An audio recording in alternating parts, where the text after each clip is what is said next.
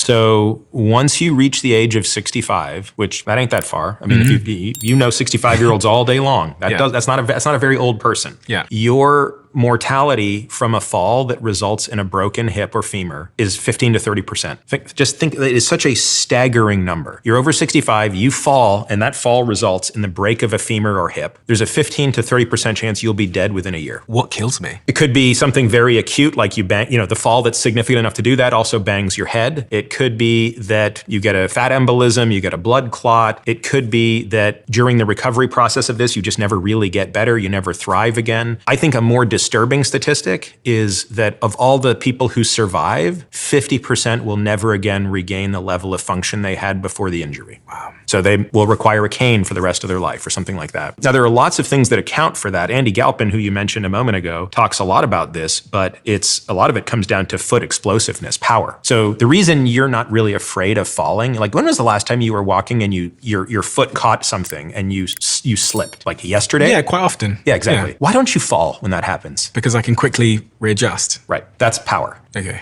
So you have the power in your foot to readjust when you lose your step. You step off a curb, not realizing it doesn't matter. You readjust. Oh, God. Okay, those are a very, very specific muscle fiber that is responsible for that. It's called the type 2B muscle fiber. That is the first fiber that atrophies when you age. In fact, Really? you're already at your peak. It's all downhill from where you are now. Thank you so much. Yes. So I'm already 20 years past you, and my power is a fraction of what it was 20 years ago. Now, I fight like hell based on the exercises I do to try to keep it as high as possible. So the reason that these, people who are in their 70s are falling all the time is people think it's a balance thing. It's not just a balance thing, right? It's that they're undergoing the same insult you and I undergo on a daily basis, but the difference is their probability of being able to catch it, either through the explosiveness of their foot or their lower leg, coupled with maybe not being able to grab onto something as quickly and adjust. It's a power deficit problem. I'd like to say something about getting older. Because I think when we're young, we don't think about that, or at least I didn't.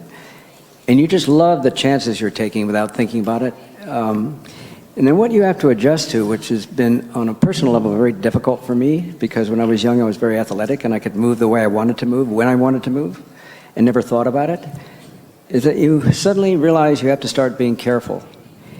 And I find that hard to deal with, having to be careful. But if you're not careful, the consequences are great. And that creates a restriction of some kind, and that's kind of sad.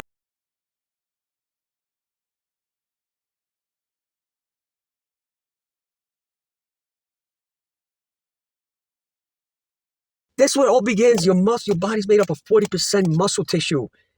The rest, even if you fix the rest, even if you keep it youthful, what about the other 40% that's making you frail? Like that woman from 117 years old, everything was perfect. But she was in a wheelchair. She had a biological age of 83 and 117. Oh my goodness. On a wheelchair, she can't move, but she's 83 years old biologically. Imagine this. And people are taking these biological age tests like they mean something.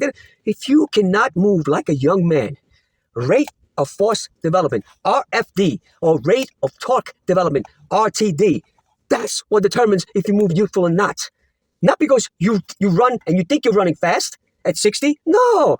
Your rate of force development is gone. Not fully gone, but it's moving down. So in your mind, you think, oh, I'm just as fast as a 20-year-old. No, you're not. Your rate of force development shrunk and decreased. Rate of torque development, that follows it. Once you lose rate of torque development, that means your RFD is gone. If you can't run at 60 years old and cut on a dime, okay, or throw a punch fast, like a young man, your rate of force development is gone. No matter how much you train, the fast twitch type 2X, the fast motor units are gone. That's the only way that makes that work. Another thing I want to say to you guys, how do you train your type 2X motor units? How do you train your type 2X muscle fibers? It doesn't matter. If you don't train that signal, it doesn't matter if you still have the type 2X motor units or fast twitch fibers. It has no relevance because the signal weakens. It's reaching the fibers very slow. That's why when you're 50, 40, 50, 60, 70, that's why you can't produce enough force. That's why you can't move like a younger guy. In your mind, you might be thinking you're moving younger, but then you're not because you lost the signal.